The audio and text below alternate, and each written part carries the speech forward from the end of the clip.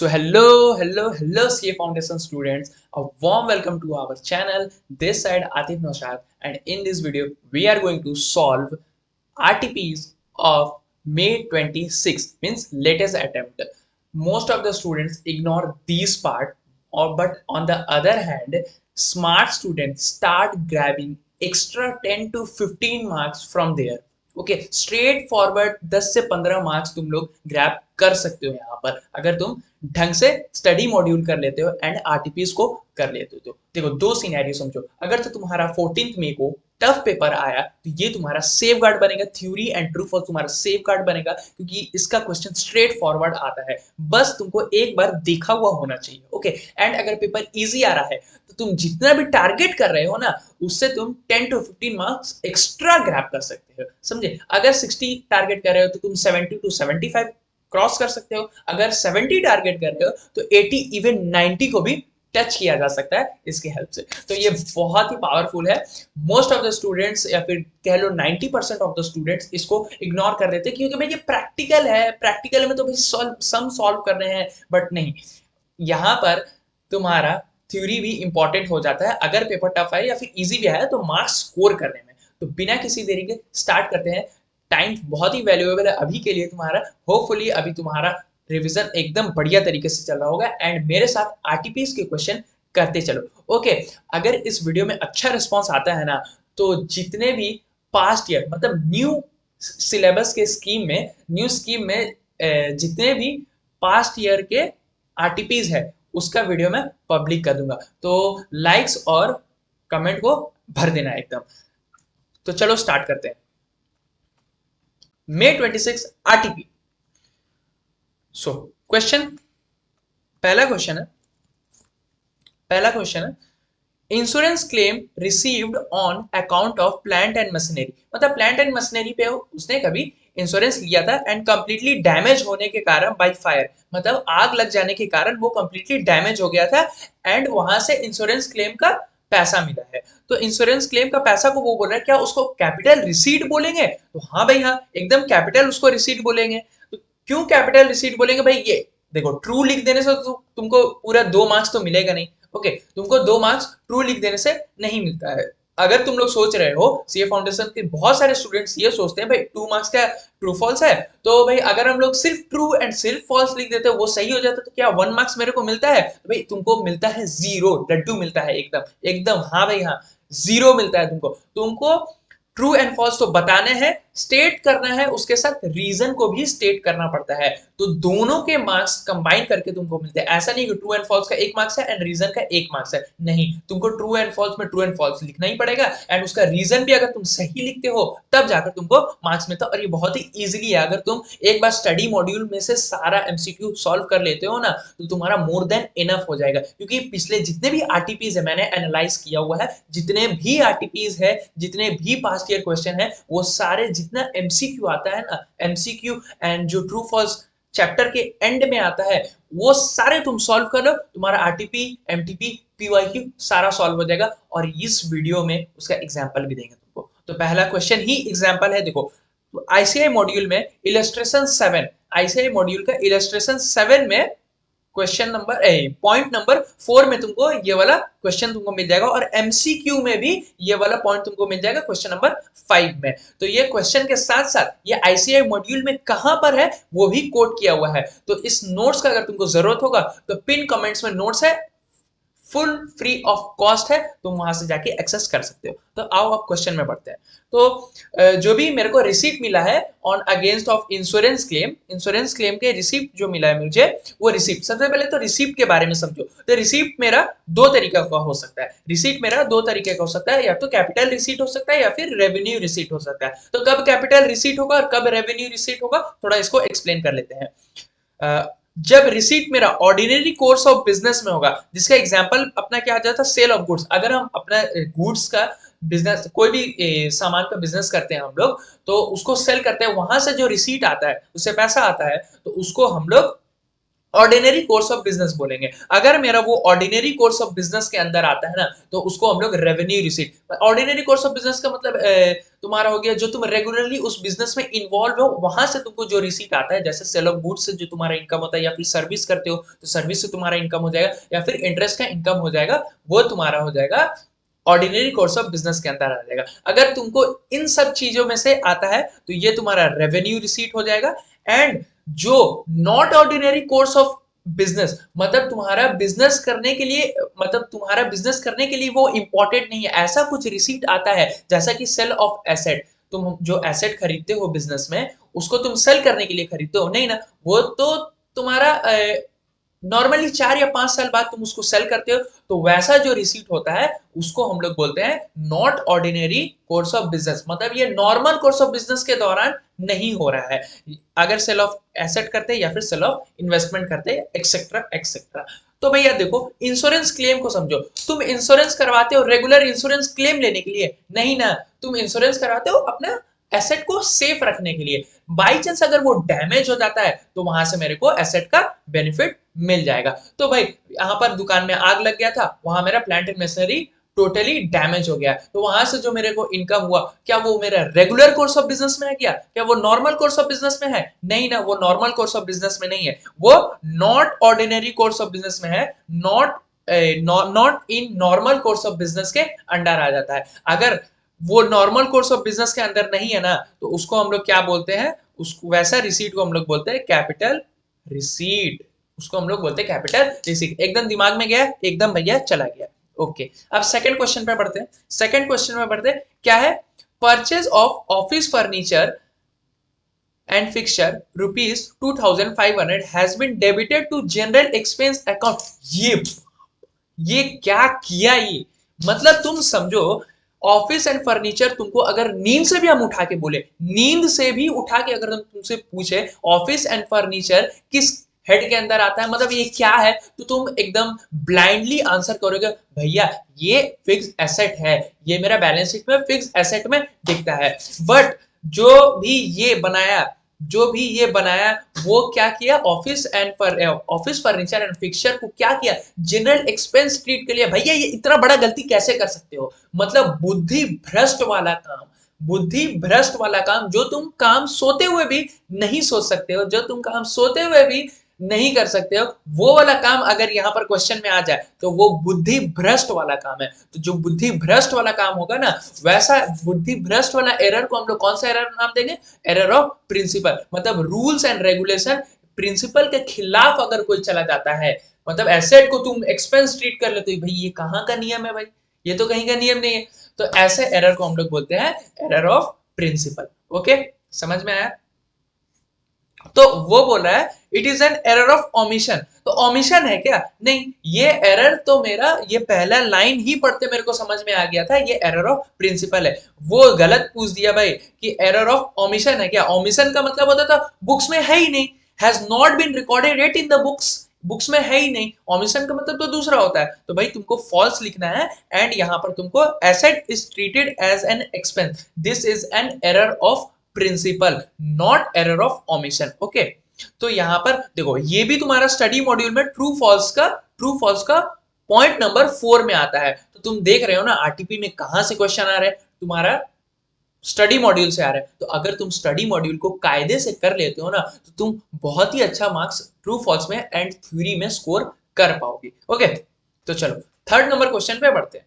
Bank reconciliation statement are prepare to arrive at the bank balance. मतलब BRS हम लोग chapter पढ़ते हैं ना, तो बीआरएस में तुम लोग क्या करते हो? बीआरएस में तुम लोग या फिर तो एज पर कैश बुक ले लेते हो बैलेंस, या फिर एज पर पासबुक ले लेते हो, एंड उसमें से कहां पहुंचते हो? As per bank balance, balance as per passbook तक। अगर कैश बुक से स्टार्ट करते हो तो तुमको बैलेंस पासबुक तक आना है, एंड अगर पासबुक से स्टार्ट करते हो तो तुमको बैलेंस कैश बुक तक आना है। ये तो कॉन्सेप्ट तुमको पता है। तो इसमें पूछ क्या रहा है, क्या तुम बनाते हो बैंक रिकंसिलिएशन स्टेटमेंट, मतलब कैश बुक से लेकर तुम पासबुक तक पहुंचने के लिए बनाते हो? तो बहुत सारे स्टूडेंट इसमें ट्रू लिख के आ जाते हैं, बट ये ट्रू नहीं है। हम लोग बैंक रिकंसिलिएशन स्टेटमेंट क्यों बनाते हैं? ताकि जो भी बैंक और बैंक मतलब पासबुक और कैश बुक में जो भी डिफरेंसेस है ना उसको फाइंड आउट करने के लिए हम लोग बनाते हैं। तो बीआरएस क्यों बनाते हैं? Why we are preparing BRS to ascertain और find out the differences, the distinguish between the passbook, मतलब बैंक में पासबुक एंड कैश बुक, या फिर बैंक लेजर उसको हम लोग बोल सकते हैं। तो यहाँ पर क्या लिखना है तुमको? फॉल्स लिखना है। एंड उसका रीजन में क्या लिखना है? टू एसरटेन द रीजन या फिर cause of differences in bank ledger. Bank का लेजर, बैंक का लेजर मतलब कैश बुक। कैश बुक के अंदर दो कॉलम होता है, एक बैंक का कॉलम होता है एंड एक कैश का कॉलम होता है। तो हम लोग बैंक के कॉलम को मिलाते हैं ना भाई पासबुक से, हम लोग बैंक के कॉलम को मिलाएंगे पासबुक से। समझ में आया? हाँ, तो अपने को ये लिखना है। फोर्थ, फोर्थ में क्या था?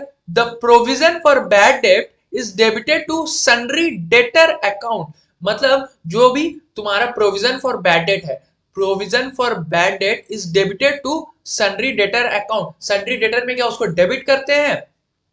तो भाई इसका आंसर तुम्हारा क्या आएगा?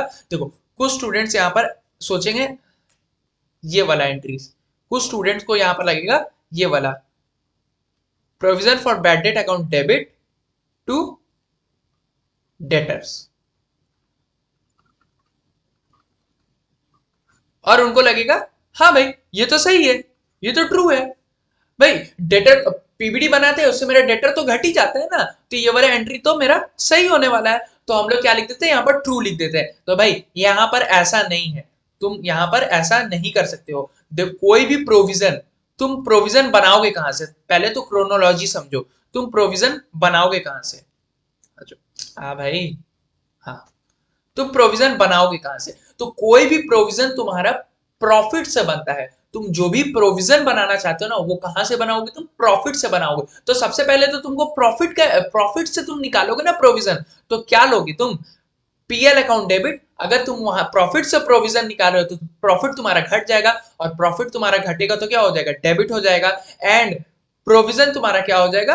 पीबीडी। प्रोविजन, कोई भी प्रोविजन तुम्हारे लिए लाइबिलिटी, तो याद करो +1 +2 या फिर क्लास 11 क्लास 12 को याद करो। कोई भी प्रोविजन तुम्हारे लिए क्या होता था? लाइबिलिटी होता था। ये डायरेक्ट नहीं बोलता था कि भाई प्रोविजन बनाने से तो डेटर घट जाता है ना, भाई ये प्रोविजन फॉर बैड डेट है। हाँ जरूर बैड डेट के लिए प्रोविजन बना रहा, लेकिन है तो वो प्रोविजन ही ना, तो उसका प्रोविजन है तो वो प्रोविजन ही ना। तो प्रोविजन, कोई भी प्रोविजन मेरा कहां से बनता है? पीएल से बनता है। तो पीएल से पैसा निकाल लेंगे तो पीएल मेरा घट जाएगा, तो PL account debit to provision. Provision मेरे लिए लाइबिलिटी होता है। ओके, प्रोविजन मेरे लिए लाइबिलिटी होता है। तो अब लाइबिलिटी को लाइबिलिटी साइड में, बैलेंस शीट लाइबिलिटी साइड में जाके दिखा दो। तो बैलेंस शीट में लाइबिलिटी साइड में तुम प्रोविजन को दिखा सकते हो, प्रोविजन बोलकर लाइबिलिटी में लिख सकते हो, या फिर हम लोग डेटर के लिए प्रोविजन बना रहे हैं तो हम लोग सुइटेबल यही समझते हैं कि डेटर में से उसको लेस करके हम लोग दिखा देंगे। तो दोनों ही अप्रोचेस सही है। अगर तुम लाइबिलिटी में दिखाते हो तो भी सही है, अगर तुम बैलेंस शीट में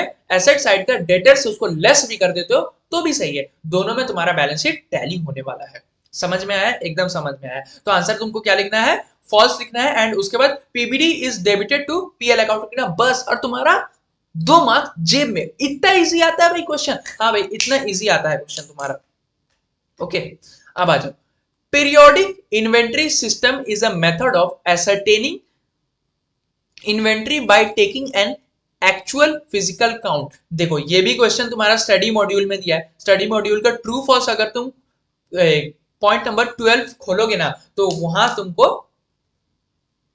तुमको सेम क्वेश्चन देखने को मिल जाएगा। थोड़ा सा 5-10% प्लस माइनस मॉडिफाइड उसमें हो सकता है, बट जो बेस ऑफ द क्वेश्चन है वो तुम्हारा सेम रहने वाला है। तो इसमें क्या बोल रहा है? पीरियोडिक इन्वेंट्री सिस्टम बोल रहा है periodic inventory system is a method of ascertaining inventory by taking an actual physical count. तो भाई दो इन्वेंट्री सिस्टम होते हैं, एक पीरियोडिक इन्वेंट्री सिस्टम और एक परपेचुअल इन्वेंट्री सिस्टम। परपेचुअल का मतलब कंटिन्यूअस इन्वेंट्री सिस्टम होता है, और एक पीरियोडिक इन्वेंट्री सिस्टम होता है। दोनों का डिफरेंस तुम देख ले, तो अगर तुम डिफरेंस दोनों का देख लो ना, तो परपेचुअल इन्वेंट्री सिस्टम क्या बोलता है? वो हर एक रिसीट एंड इशू के बाद वो रिकॉर्ड कर लेता है। अगर जितना भी कुछ भी इन्वेंट्री तुम्हारा आता है या फिर जाता है तो वो हर एक, जैसे अगर इन्वेंट्री तुम्हारा आया भाई उसको रिकॉर्ड करो, अगर वहां से इन्वेंट्री गया तो भाई उसको रिकॉर्ड करो, हर एक रिकॉर्ड को वो रिकॉर्ड करने लगता है। इसीलिए बोला ना कंटिन्यूअस इन्वेंट्री, मतलब कंटिन्यूअस वो चलता रहता है, जितना बार भी इश्यू होगा, जितना बार भी रिसीट होगा, वो चलता रहेगा। लेकिन पीरियोडिक क्या होता है? पीरियोडिक क्या होता है? Ascertain the inventory by actual physical count. मतलब इसमें क्या करते हैं, जो भी मेरा फिजिकली इन्वेंट्री स्टॉक जो भी पड़ा हुआ है उसको फिजिकली काउंट कर लेते हैं, तो उसको हम लोग क्या बोलते हैं? Periodic inventory system. ओके, इससे ज्यादा जानने की जरूरत नहीं है इस क्वेश्चन के लिए। सो अब आ जाओ। अब discount at the time of retirement of bill is a gain for ड्रॉई, is a gain for ड्रॉई। तो ड्रॉई के लिए गेन है क्या? तो भाई गेन है या लॉस है, इसको इससे इस समझने से पहले तुमको पता करना पड़ेगा भाई ड्रॉई कौन है। ड्रॉई कौन होता है भाई? देखो एक स्टोरी समझो।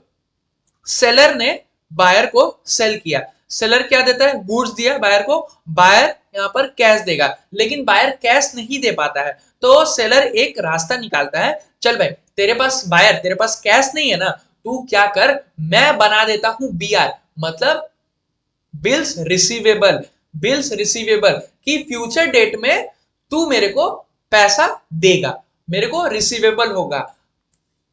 बायर क्या करेगा? उसमें साइन कर देगा, बायर क्या करेगा? उसमें साइन कर देगा एंड वापस कर देगा बीआर किसको? सेलर को कर देगा, सेलर को बीआर वापस कर देगा। तो भाई बीआर बनाया कौन? ड्रॉवर।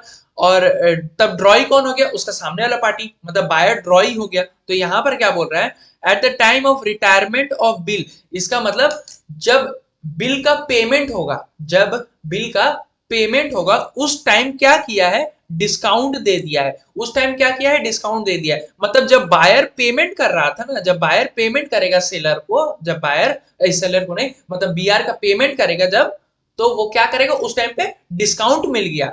तो डिस्काउंट मिल गया, जब बायर को डिस्काउंट मिल गया तो उसको क्या करना? कम पेमेंट करना पड़ेगा। तो अब जनरल एंट्री समझो, बिल्स पेबल था बायर के लिए, वो बिल्स पेबल था, तो बिल्स पेबल मेरा खत्म होगा। सपोज करो वो 100 का था, टू बैंक से वो पेमेंट करेगा एंड उसको डिस्काउंट सपोज 10 का हुआ, तो 10 का डिस्काउंट हुआ तो नेट में उसको 90 का ही तो पेमेंट करना पड़ा, 90 का ही पेमेंट करना पड़ा। इसका मतलब 10 जो हुआ उसका गेन हो गया, बायर के लिए गेन हो गया। और बायर हमारे केस में क्या होता है? ड्रॉई होता है। तो बायर को डिस्काउंट मिला, इसका मतलब पैसा कम उसको देना पड़ेगा, तो वो उसके लिए जितना भी कम देना पड़ेगा वो उसका गेन हो जाएगा। ओके, गेन हो जाएगा। अब नेक्स्ट क्वेश्चन में आते हैं। A withdrawal of cash from business by proprietor should be charged to profit and loss account। तुम लोग भैया बोले ये क्या क्वेश्चन है? ये आरटीपी का क्वेश्चन है, मतलब इस लेवल का आरटीपी का क्वेश्चन होता है।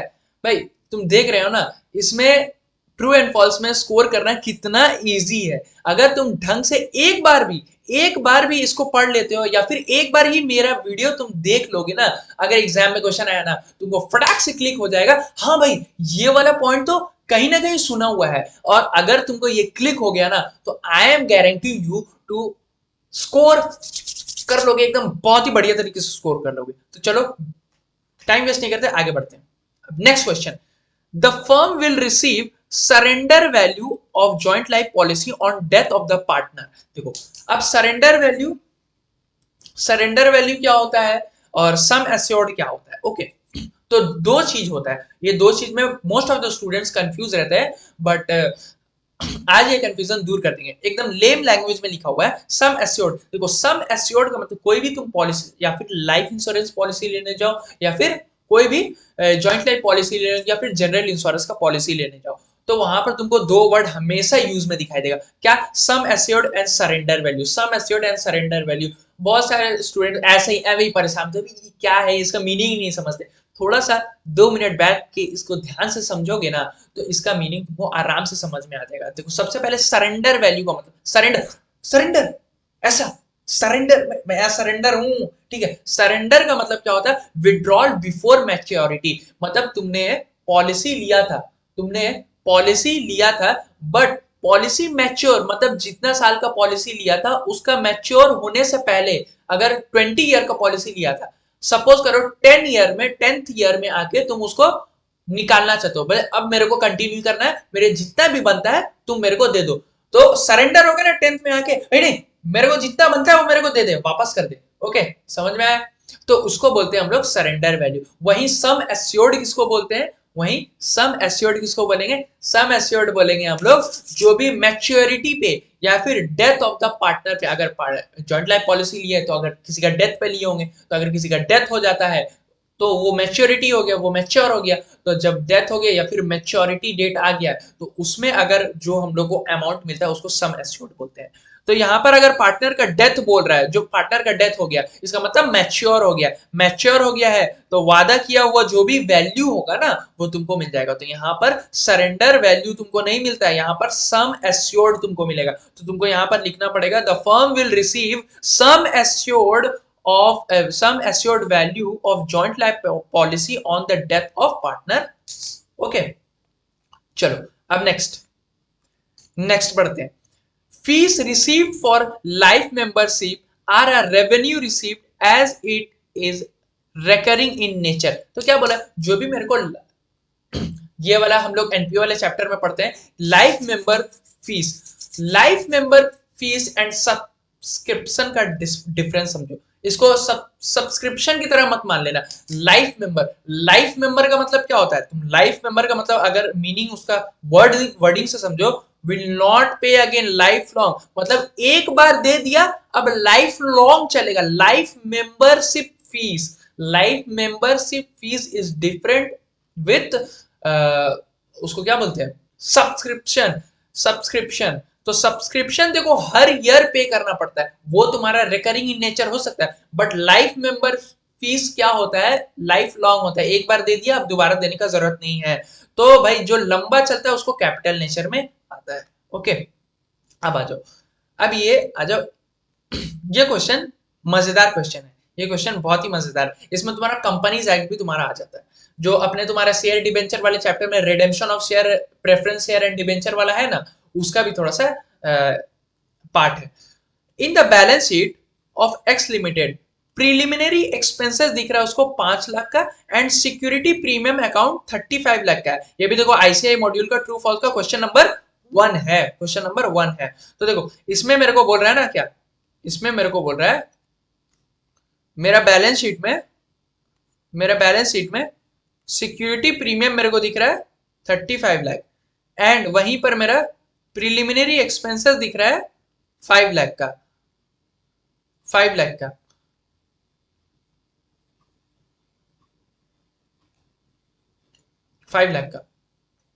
तो वो पूछना चाह रहा है क्या ये प्रीलिमिनरी एक्सपेंस जो भी है ना वो सिक्योरिटी प्रीमियम से हम लोग क्या राइट ऑफ कर सकते हैं?